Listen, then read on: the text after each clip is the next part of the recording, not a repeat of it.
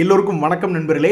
ஆஹா, எல்லாரும் ஒரு முடிவோடு தான் இருக்காங்க அப்படின்ற மாதிரி ஒரு நண்பர் என்ன நினைக்கிறாரு, கீழே விழுகக்கூடிய பங்குகளை ஆவரேஜ் பண்ணிட்டா ஒன்றும் பிரச்சனையே இல்லையே அப்படின்ற மாதிரி யோசிக்கிறாரு. இதில் உங்களுடைய எக்ஸ்பீரியன்ஸ் என்ன அப்படின்றது தெரியப்படுத்துங்க. அது எப்படி ஆவரேஜ் பண்ணி எல்லாருமே ஜெயிச்சிட முடியுமா, எல்லா பங்குகளிலுமே ஜெயிச்சிட முடியுமா? இப்போதைக்கு நான் பார்த்த வரைக்கும் ஒரு 30 பங்குகள் சரி கீழே விழுந்துக்கிட்டே இருக்கான், அதுக்கு முன்னாடி இருக்கக்கூடிய ஒரு சப்போர்ட்டில் வந்து விழுந்திருக்கா, இனி மேலே கீது ஏறிடுமோ அப்படின்ற மாதிரி நினச்சி எடுக்கும் பொழுது எனக்கு தெரிஞ்சு 30 பங்குகளை சமீபத்தில் செக் பண்ணிக்கிட்டு இருந்தப்ப அதில் 3 பேர் தான் ஏறுறான். பாருங்க எவ்வளவு கொடுமையாக இருக்குன்னு. ஸோ இப்படி இருக்கும் பொழுது எப்படி ஆவரேஜ் பண்ணி எல்லாம் ஜெயிச்சு மேலே வந்துடலான்னா கிடையாது. எனக்கு தெரிஞ்சு 30 பங்குகளில் 3 பேர் தான் கீழே விழுந்துட்டு மேலே ஏறுறான். அதுக்கப்புறம் ஒரு 6 பங்குகள் கீழே விழுந்துட்டு மறுபடியும் வாங்கின விலைக்கு பக்கத்தில் வருது. இன்னொரு 6 பங்குகள் நான் ஒரு எக்ஸாம்பிளுக்கு சொல்கிறேன். வாங்கின விலையில் பாதி தூரம் தான் மறுபடியும் மேலே வர்றான். அதாவது 100 ரூபாய்க்கு எடுத்தது 50 வரைக்கும் கீழே விழுந்துட்டு மறுபடியும் 75 வரைக்கும் வந்துட்டு அப்புறம் மறுபடியும் கீழே விழுந்துறான். அப்புறம் மீதி இருக்கக்கூடிய பங்குகள் தொடர்ந்து கீழே போய்கிட்டே இருக்கான் சமீபத்தினுடைய மார்க்கெட் சிச்சுவேஷனில். இல்லை நான் வந்து 30 பங்குகள் ஒரு எக்ஸாம்பிளுக்கு, அல்லது சில பேர் 10 பங்குகள் கூட வச்சுருப்பாங்க, சில பேர் 5 பங்குகளோடு வச்சுருப்பாங்க. அப்படி மொத்தமே கீழே 5க்கு 5 இறங்குச்சு, 30க்கு 30 இறங்குச்சு. ஆவரேஜ் பண்ணதுக்கப்புறம் 30க்கு 30 நான் மேலே லாபத்துக்கு வந்துட்டேன் அப்படின்றவங்க யாராவது இருந்தீங்கன்னா உங்களுடைய கமெண்ட்டை தெரியப்படுத்துங்க. பட் நான் பார்த்த வரைக்கும் பல பங்குகளை தொடர்ந்து ஃபாலோ பண்ண வரைக்கும் இந்த சமீபத்தினுடைய மார்க்கெட் சிச்சுவேஷனில் 10% தான் மேல் நோக்கி ஏறி வர்றானு ஆவரேஜ் பண்ணதுக்கப்புறம். மீதி இருக்கக்கூடிய பல்வேறு பங்குகளுக்கு ப்ராபபிலிட்டி என்பது இப்படி கீழே தான் இருக்கே ஒழிஞ்சு மறுபடி பெரிய அளவில் மேலே வந்து நான் பார்த்ததில்லை. ஒருவேளை நீங்கள் யாராவது இப்படி 30 பங்குகள் 40 பங்குகள் ஆவரேஜ் பண்ணி சமீபத்தில் 40ல் வெளியே வந்திருந்தீங்கன்னா நீங்கள் ஒரு சிங்க குட்டி தான். ஆஹா, வா என் தெய்வமே வா அப்படின்ற மாதிரி மார்க்கெட் விழுகிறத பார்த்த உடனே பல பேர் வந்து நல்ல லோ ரேட்டில் இருக்கக்கூடிய பங்குகளை கண்டுபிடிச்சி வாங்கணும் அப்படின்ற மாதிரி எதிர்பார்த்துக்கிட்டு இருக்காங்க. அதுக்கு சில பேர் பிஇ ரேஷியோ அப்படின்றது யூஸ் பண்ணுவாங்க, சில பேர் பிஇஜி ரேஷியோ அப்படின்றது யூஸ் பண்ணுவாங்க. ரெண்டுக்கு என்ன ஒரு பெரிய வித்தியாசம் அப்படின்னு பார்த்தீங்கன்னா, ஒரு ஷேருக்கு எவ்வளவு நீ சம்பாரித்து தர்ற அப்படின்னு நம்ம ஒரு பங்கை பார்த்து கேட்குறோம்னு வச்சிங்களேன். ஒரு உதாரணத்துக்கு ஐடிசின்னு ஒரு ஷேர் இருக்குது. ஒரு ஷேர் உங்கள்கிட்ட நான் வாங்கினேன்னா 293 ரூபா கொடுத்து நான் வாங்குகிறேன். ஆனால் தற்போது ஒரு ஷேருக்கு நீ எவ்வளவு லாபம் சம்பாரிச்சுக்கிட்டு இருக்க அப்படின்னு போய் பார்த்தோன்னு வச்சுங்க, அது ஒரு ஷேருக்கு 28 ரூபாய் சம்பாரிச்சு கொடுத்துட்ருக்கு. ஆனால் நான் மார்க்கெட்டில் போய் 293 ரூபா நான் கொடுத்து வாங்குகிறேன் அப்படின்னா அப்போவுமே வந்து அது ஒரு ஷேருக்கு 28 ரூபாய் தான் சம்பாரிச்சு கொடுக்க. அப்படின்னா நான் கிட்டத்தட்ட 10 மடங்கு நான் அதிகமாக வாங்குகிறேன். அதுதான் பிஇ ரேஷியோ. ஸோ ஆனால் இங்கே 17.8ன்னு இருக்குது. அதுக்கு தான் நம்ம என்ன பண்ணணும்னா வேறு இடங்களில் நம்ம போய் செக் பண்ணணும். ஸோ இப்போ நான் மணி கண்ட்ரோலில் பார்க்குறேன், அங்கே பாருங்கள் ட்ரெயிலிங் 12 மந்த்ஸ் பிஇ ரேஷியோ கரெக்டாக 10ன்னு கொடுத்துருக்கான் பார்த்தீங்களா. ஸோ 10 மடங்கு அதிகமாக நம்ம விலை கொடுத்து வாங்கிக்கிட்டு இருக்கோம். உன்னையெல்லாம் முதல்ல நாங்கள் ஃப்ரீயாக வாங்கணும், இதில் 10 மடங்கு அதிகமாக விலை கொடுத்து வாங்குறீங்களா அப்படின்ற மாதிரி சில பேர்த்துக்கு மனசில் தோணும். இன்றைக்கி கூட நான் போய் காய்கறி வாங்கிட்டு வந்தேன். ஏங்க இதெல்லாம் கிலோ 80 ரூபாயா, இதெல்லாம் 10 ரூபாய்க்கு கிடைக்குங்க எங்கள் ஊரில் அப்படிம்பாங்க. அது மாதிரி தான் ஸ்டாக் மார்க்கெட்டில் வந்து நம்ம கிட்டத்தட்ட பிஇ ரேஷியோ அப்படின்றத நம்ம பார்க்கும் பொழுது கிட்டத்தட்ட 10 மடங்கு நம்ம அதிகமாக கொடுத்து வாங்குகிறோம் அப்படின்ற மாதிரி இருக்குன்னு வச்சுக்கோங்களேன். இதே பிஇஜி ரேஷியோவில் நம்ம என்ன பண்ணுவோம்னா, இது கூட அதனுடைய க்ரோத் ரேட், ஏங்க என்னங்க தப்பு, இப்போ ஒரு ஷேருக்கு 28 ரூபா தான் சம்பாரித்து கொடுத்துட்ருக்கான். ஆனால் எதிர்காலத்தில் அவனுடைய வளர்ச்சி அதிகமாக இருந்து ஒரே ஷேருக்கு 280 ரூபா சம்பாரித்து கொடுக்குறான்னு வச்சுங்க, அப்போ அதனுடைய விலை 2930 ரூபா போகாது அப்படின்றது என்ன நிச்சயம்? ஸோ அந்த மாதிரி அதனுடைய க்ரோத் ரேட்டையும் கன்சிடர் பண்ணி கால்குலேஷன் போடுறது தான் இந்த பிஇஜி ரேஷியோ என்பது. பிஇஜி ரேஷியோ எப்போவுமே 1க்கு கீழே இருக்கணும். அப்படின்னா தான் நல்ல விலை குறைவாக கொடுக்குறோம்னு அர்த்தம். 1க்கு மேலேயோ அல்லது 2க்கு மேலேயோ இருந்ததுனாவே நம்ம வந்து கொஞ்சம் அதிகமான பணம், அதாவது எதிர்காலத்தில் அவன் பெருசாக சம்பாரிச்சு தரப்போகிறதில்ல, ஆனால் நம்ம அதிகமாக விலை கொடுத்து வாங்குகிறோம் அப்படின்ற மாதிரியான அர்த்தம். ஸோ பிஇஜி ரேஷியோ 1க்கு கீழே இருக்கிறது தான் நிறைய பேர் முக்கியமாக கான்சன்ட்ரேட் பண்ணுவாங்க. ஏன்னா பிஇ ரேஷியோ என்பது அடிக்கடி நம்மளை வந்து க்ரோத் ரேட் அதில் கன்சிடர் பண்ணாதனால அது ஒரு மாதிரி கணக்கை மாற்றி விட்டுரும். ஸோ நிறைய பேர் பிஇஜி ரெண்டையுமே தான் பார்ப்பாங்க ஆக்சுவலாக. ஏன்னா இண்டஸ்ட்ரி பிஇயோட பிஇ கம்பேர் பண்ணால் அது சீப்பாக இல்லையா, இண்டஸ்ட்ரியில் இருக்கக்கூடிய மற்ற கம்பெனியில் பொறுத்த வரைக்கும் அப்படின்றது தெரிஞ்சிடும். பிஇஜி ரேஷியோ பொறுத்த வரைக்கும் அந்த கம்பெனியினுடைய ஓன் பர்ஃபார்மன்ஸ் எதிர்காலத்தில் நல்லா இருக்கா இல்லையா அப்படின்றது தெரிஞ்சுக்கலாம். ஸோ பெரும்பாலும் இந்த ரெண்டையுமே பார்க்குறது தான் ஒரு நல்ல விஷயம்.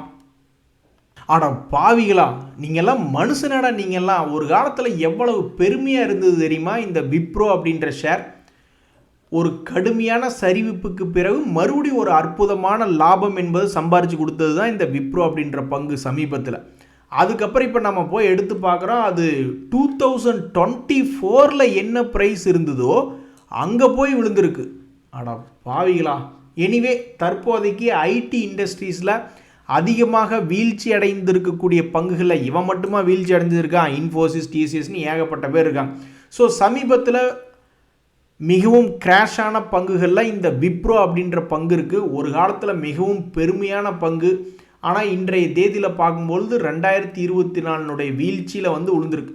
ஸோ நிறைய பேர் என்ன எதிர்பார்க்குறாங்கன்னா, ஏதாவது ஒரு பிரேக் அவுட் கிடச்சிதுன்னா நல்லா இருக்குமே, மறுபடியும் இன்னொரு ரவுண்டு ஒரு எப்படி தன்னுடைய லோலேருந்து ஒரு 40% மேலே ஏறினா அதே மாதிரி இன்னொரு ரவுண்டு போனான்னா நல்லா இருக்குமே அப்படின்ற மாதிரி பல பேர் எதிர்பார்த்துக்கிட்டு இருக்காங்க.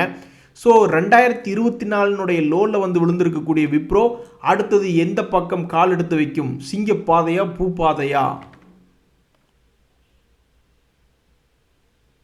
நண்பர்களே, ஒரு நண்பர் சொல்லியிருந்தார், நான் என் பையனுக்கு வந்து கிட்டத்தட்ட 1 கோடி பக்கம் செலவு பண்ணியிருந்தேன். அமெரிக்காவில் டபுள் டிகிரி என்பது முடிச்சிருக்காங்க. இப்போ வந்து கிட்டத்தட்ட மாதம் 10 லட்சம் வரைக்கும் சம்பாதிக்கிறாங்க. ஒரு வருஷத்துக்கு 1.25 கோடி பக்கம் வருது அப்படின்ற மாதிரி சொல்லியிருந்தார்.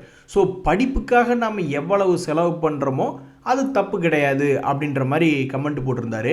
ஸோ சமீபத்தில் வந்து நம்மளுடைய இந்தியாவில் வந்து பார்த்திங்கன்னா எதெல்லாம் வந்து படிப்பு சம்பந்தப்பட்ட ஸ்டாக்குகள் அப்படின்னு நம்ம பார்த்துட்டு இருக்கையில் இந்த என்ஐஐடி லேர்னிங் சிஸ்டம்ஸ் தான் இருக்கிறதுலே ஒரு லீடர். ஒரு குவார்ட்டருக்கு வந்து 40 கோடியிலேருந்து 70 கோடி வருமானம் பண்ணுறாங்க. ஒரு வருஷத்துக்கு 228 கோடி லாபம் பண்ணுறாங்க.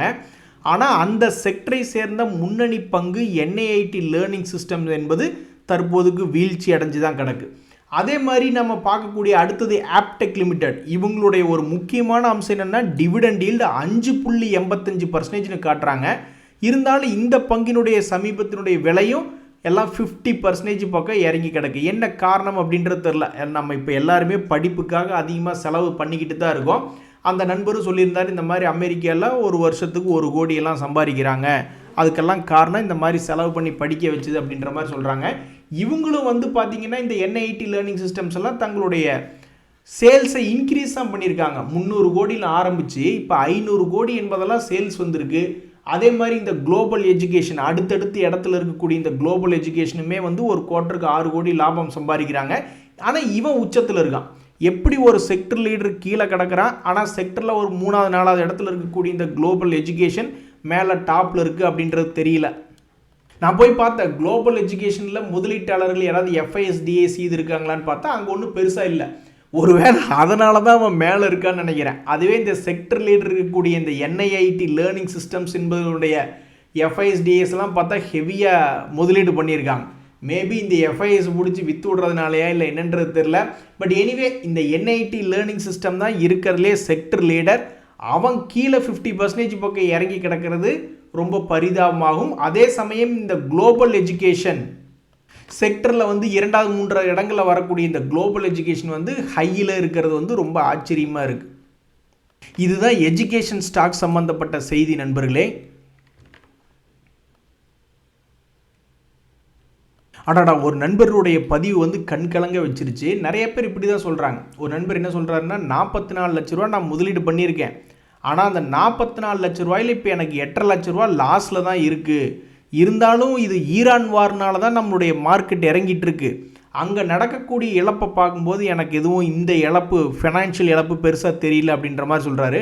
வீட்லேயும் அப்படி தான் சொல்கிறாங்க. நம்ம ஸ்டாக் மார்க்கெட்டில் இறங்குது அப்படின்னு சொல்லும்போது, சண்டையில் இறங்கிக்கிட்டு இருக்கு. இந்த சமயத்தில் அந்த நாடுகளெல்லாம் அவ்வளவு இழப்பு இருக்கும் பொழுது நம்மளுக்கு இதெல்லாம் ஒரு இழப்பா? நண்பர்களே, வார் நடந்து கொண்டிருக்கக்கூடிய இந்த நேரத்தில் வாழ்வா சாவா அப்படின்ற நிலமையில் பல பங்குகள் இருக்குது. ஸோ அடுத்தடுத்த வாரங்களில் இவனை என்ன பண்ண போகிறான்றது பொறுத்து இருந்தால் பார்க்கணும். ஸோ சென்னை பெட்ரோலியம் மிகப்பெரிய அளவில் சம்பாரித்து கொடுத்து இறங்கி மறுபடியும் சம்பாரித்து கொடுத்துருக்கு. இனி அடுத்தது எந்த பக்கம் மூவ்மெண்ட் பண்ணுறான், கீழே இறங்குமுகமா ஏற்றமா அப்படின்றது தெரில. ஸோ வாழ்வா சாவா அப்படின்ற நிலமையில் சுற்றிக்கிட்டு இருக்கான். ஆமாங்க, அந்த ஷேரை வச்சுருக்கிறவங்களுக்கு தான் திடீர்னு 1050 ரூபாயில் பார்த்துக்கிட்டு 750 ரூபா போச்சுன்னா ஒரு மாதிரி ஷாக்காக இருக்கும். திடீர்னு 750 ரூபாயிலிருந்து பழையபடி 1050 இருந்துச்சுன்னா அது ஒரு இன்பமாக இருக்கும். ஸோ இனி அடுத்தது அவங்க இன்பத்தை பார்க்க போகிறாங்களா துன்பத்தை பார்க்க போகிறாங்களா அப்படின்றது தெரியாதபடிக்கு அது ஒரு இன்ட்ரெஸ்டிங்கான பங்காக இருக்குது. அதே மாதிரி தான் இன்னொரு பங்கு ஐநாக்ஸ் இந்தியா அப்படின்ற பங்கு. இதில் ஒன்லி துன்பம் மட்டும்தான், இன்பத்துக்கு அங்கே வேலையே இல்லை அப்படின்ற மாதிரி ஆல்மோஸ்ட் 260 ரூபா இருந்த பங்கு இப்போ வெறும் 79 ரூபாயில் ட்ரேட் ஆகிட்டு இருக்கு. இனி இது போன்ற பங்குகள் அடுத்த வாரங்களில் என்ன பண்ணும்?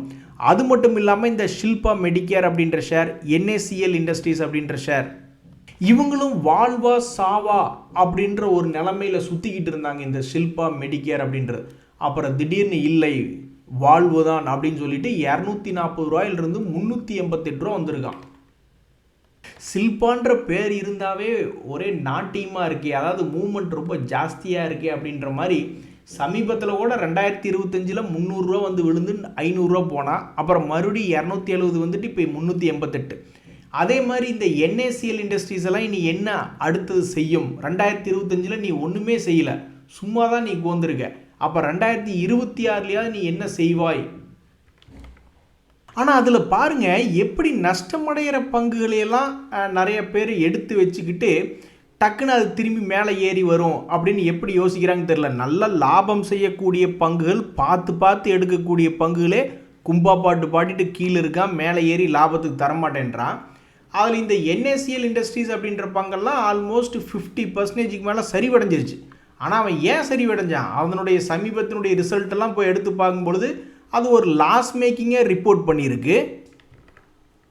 ஸோ இங்கே கூட ஒரு நண்பர் சொல்லிட்டு இருந்தார் பார்த்தீங்களா, ஆவரேஜ் பண்ணால் நோ ப்ராப்ளம் அப்படின்ட்டு. அது எப்படி ப்ராப்ளம் இல்லாமல் போயிடும்? எனக்கு தெரிஞ்சு 30 ஷேருக்கு உருப்படியாக லாபம் செய்யக்கூடிய பங்குகளே சப்போர்ட்டில் போய் ஏதாவது டபுள் பாட்டம் அல்லது கொஞ்சம் நல்ல லோ ரேட்டில் போய் விழுந்திருக்கான்னு போய் எடுத்தால் 30 ஷேருக்கு எவனாவது ஒரு 3 பேர் ஏறுறதே பெரிய விஷயமா இருக்குது. இதில் நஷ்டமடையக்கூடிய பங்குகள்லாம் எப்படி மேலே ஏறுவான் அப்படின்னு நிறைய பேர் நம்புகிறாங்க அப்படின்றது எனக்கு தெரியல. ஏறி வரலாம், அது யாருக்கு தெரியும். பட் லாஜிக் வைஸ் ஸ்டாக் மார்க்கெட்டில் லாஜிக் வைஸ் யாராவது லாபம் செய்யக்கூடிய பங்கு திரும்பி வருமா அல்லது நஷ்டம் செய்யக்கூடிய பங்கு திரும்பி வருமானா லாஜிக் வைஸ் அந்த பக்கம் யாரும் போக மாட்டாங்க பெரும்பாலும்.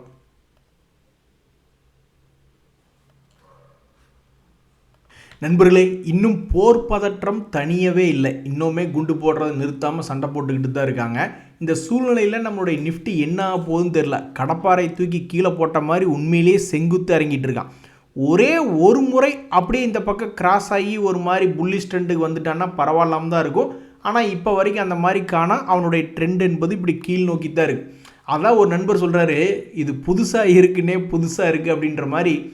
நம்மளுடைய ஸ்டாக் மார்க்கெட்டில் முதலீடு பண்ணுறவங்களுக்கு வட்டி இல்லா கடன் கொடுக்கணும், இன்சூரன்ஸு ஏற்படுத்தி தரணும். இவர் சொல்கிறத கேட்கும்போது எப்படி இருக்குன்னா, அந்த ட்ரிங்கிங் பசங்கள்லாம் ஒரு மீட்டிங்கில் பேசிக்கிட்டு இருந்தாங்க. இந்த மாதிரி நாங்கள் வீணாக போய்கிட்டு இருக்கோம், அதனால் கவர்மெண்ட் எங்களுக்கு இன்சூரன்ஸ் பண்ணி தரணும்னு கேட்ட மாதிரி நம்ம ஸ்டாக் மார்க்கெட்டில் நம்மளுடைய வசதிக்காக தான் நம்ம முதலீடு பண்ணுறோம், ஏதாவது பெருசாக சம்பாதிக்க முடியுமான்னு. ஆனால் இப்படி மார்க்கெட் கீழே விழுந்து நிறைய பேர்த்துக்கு நஷ்டம் என்பது வந்துடுது. அந்த சமயத்தில் இவங்க மேபி இப்படி பண்ணிடணும், இந்த அறிவிப்பு யார் கொண்டு வர்றாங்களோ அந்த கட்சிக்கு தான் நாங்கள் ஓட்டு போடுவோம், எங்ககிட்டையும் இருக்கியா ஒரு 2 லட்சம் ஓட்டு. அதில் பாருங்கள், ஒரு நண்பர் சொல்கிறாரு, ONGC ஒரு வருஷமாக கல் மாதிரி இருந்தான், எந்த பக்கமே அந்த ஷேரினுடைய விலை பெருசாக மூவ் ஆகலை, நான் நேற்று தாங்க விற்று விட்டேன், கடைசியில் பார்த்தா எகிரி போச்சுன்னு சில வாரங்களுக்கு முன்னாடி கமெண்ட் பண்ணியிருந்தாப்புல. இதனால தாங்க பயந்துட்டு நிறைய பேர் ஷேர் மார்க்கெட்டில் விற்க மாட்டேங்கிறாங்க. அவங்க வாங்கி வச்சு சில பங்குகள் இறங்கிடுது, சில பங்குகள் மேலே ஏறி நல்ல லாபத்தை கொடுக்குது. ஆனால் இறங்கி போன பங்குகளை விற்றுட்டு வெளியே போகலான்னு அவங்க நினைக்கும் போது விற்றதுக்கப்புறம் திடீர்னு மேலே ஏறிடுறான். அந்த ஒரு காரணத்துக்காக தான் நிறைய பேர் விற்கிறதே இல்லை. இங்கே பார்த்தீங்களா, இந்த லேட்டன்ட் வியூ அனலிட்டிக்ஸ் அப்படின்ற பங்கு நல்ல குப்புற கீழே விழுந்த பங்கு. திடீர்னு பார்த்தா 240 ரூபாயிலிருந்து 300 ரூபாயின்னு வந்துட்டான். எதுக்குடா அப்படி கீழே விழுகிறீங்க, எதுக்குடா அப்படி மேலே ஏறுறீங்க அப்படின்ற மாதிரி.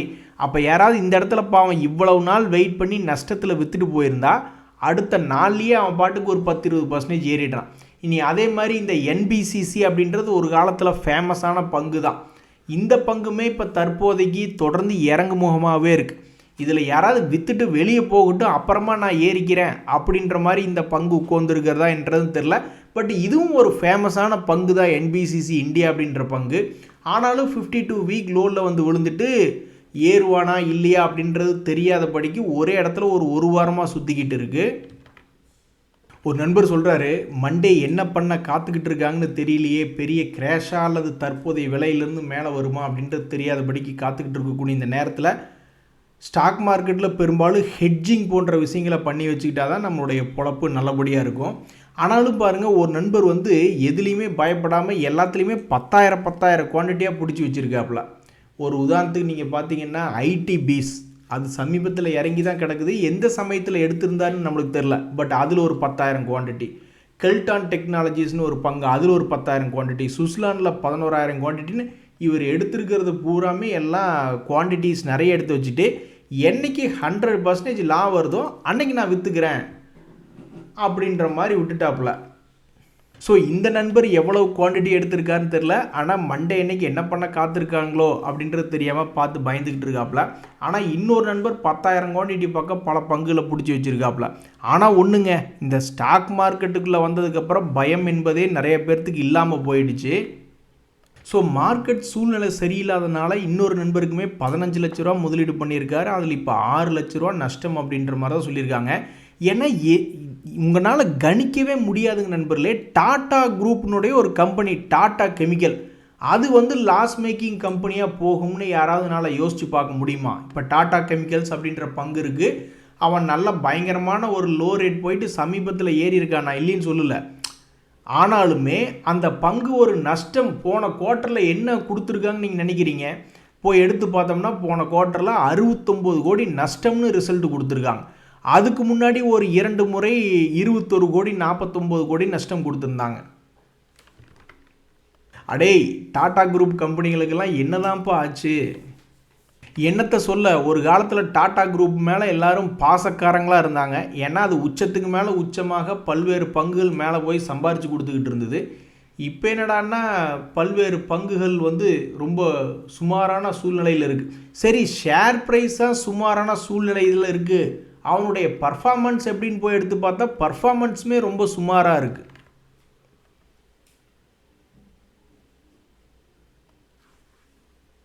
நண்பர்களே, அதில் பாருங்கள், அடுத்த வாரத்தில் ரொம்ப கவனமாக இருக்கணும். நம்மளுடைய மானிட்ரி பாலிசி மீட்டிங் ஆர்பிஐனுடைய, இப்போ கூட நிறைய நண்பர்கள் அதான சொன்னாங்க, நம்மளுடைய ஆர்பிஐ வந்து இந்திய ரூபாயினுடைய மதிப்பு அமெரிக்க டாலருக்கு எதிராக சரிய விடாமல் கடைசியாக 2 நாள் பார்த்துக்கிட்டாங்க. அதனால தான் நம்மளுடைய மார்க்கெட் கிட்டத்தட்ட 500 பாயிண்ட் ரெக்கவரி பண்ணி காமிச்சான் அப்படின்ற மாதிரி சொல்கிறாங்க. ஸோ அப்பேற்பட்ட ஆர்பிஐனுடைய மீட்டிங், மானிட்ரி பாலிசி மீட்டிங் வந்து ஏப்ரல் 6 to 8 வருது. ட்ரம்ப் வேறு 6ஆம் தேதி வரைக்கும் தான் டெட்லைன் கொடுத்துருக்காரு. ஸோ அடுத்து வரக்கூடிய நாட்களில் இந்த மெட்டல் இண்டஸ்ட்ரி, ஏன்னா குண்டு போடும்பொழுது பக்கத்து நாடுகளினுடைய முக்கியமான பல மெட்டல் இண்டஸ்ட்ரீஸ் மேலே குண்டை போட்டுறாங்க. அதே மாதிரி ஃபார்மா இண்டஸ்ட்ரீஸ் மறுபடி டேரிஃப் சம்பந்தமான பேச்சுக்கள் வருது. ஆயில் அண்ட் கேஸ் இண்டஸ்ட்ரீஸ்னு மொத்தமாக இது போன்ற முக்கியமான செக்டர்கள் அடுத்து வரக்கூடிய சில நாட்களில் என்ன ஆகும் அப்படின்றதான் ரொம்ப முக்கியமாக கேள்வியாக இருக்குது. அதுலேயும் இந்த கல்யாண் ஜுவல்லரி, அதாவது நண்பர்களே, ரிசல்ட் சீசன் வந்துருச்சுன்னா அந்த சீசனில் சில முக்கியமான பங்குகள் தான் திடீர்னு பயங்கர வால்டிலிட்டியாக இருக்கும். ஏறுவான் இறங்குவான் என்னத்தையாவது ஒன்று பண்ணிக்கிட்டு இருப்பானு. மற்ற பங்குகள் ரிசல்ட் நியூஸ் வந்தாலும் ஒன்று தான், வரலினா ஒன்று தான், எருமை மேலே மழை பெஞ்ச மாதிரி ஒரே இடத்துல நின்றுக்கிட்டு இருக்கும். ஸோ இந்த கல்யாண் ஜுவல்லரிஸ்னுடைய தகவல்கள்லாம் நீங்கள் எடுத்து பார்த்தீங்கன்னா அவனுடைய ஒவ்வொரு ரிசல்ட் சீசன்லேயும் என்னத்தையாவது பெருசாக ஏறுவதோ அல்லது பெருசாக இறங்குவதோ அல்லது பெருசாக ஏறுவதோ ஏதாவது ஒரு வேலையை சமீபத்தில் பண்ணிக்கிட்டு இருக்காங்க. ஸோ இந்த கல்யாண் ஜுவல்லரி அப்படின்ற பங்கு ஆல்மோஸ்ட் ஒரு 1 year லோ அப்படின்னு ட்ரேட் ஆகிட்டு இருக்கான்.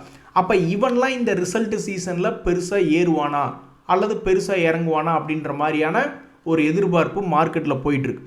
இது மட்டும் இல்லை, இந்த பிஜிஎல் அப்படின்ற ஒரு பங்கு, அதே மாதிரி இந்த பிஜி எலக்ட்ரோபிளாஸ்ட்டும் ரொம்பவுமே வாலட்டிலிட்டியான பங்கு. இவனும் கரெக்டாக 1 year லோவில் இருக்கான்.